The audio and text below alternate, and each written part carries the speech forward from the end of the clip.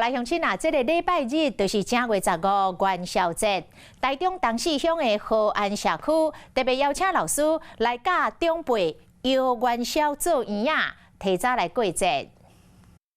元宵节要到啊，当时和安社区为了好这时代感受过节气氛，专门请老师来教大家摇元宵。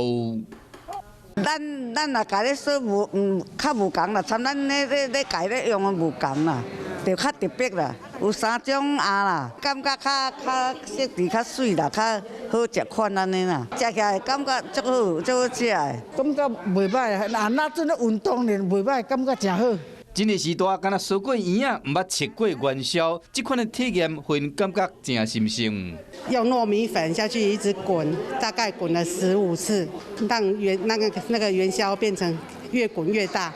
那会使好这老大人感受过节气氛，麦当利用这个机会分期活动，健康快乐过退休的生活。我是吴一璇，想要收看最新第一手的讯息，赶快加入华视新闻 YouTube 频道，按赞，开启小铃铛，最专业的主播群说新闻给你听。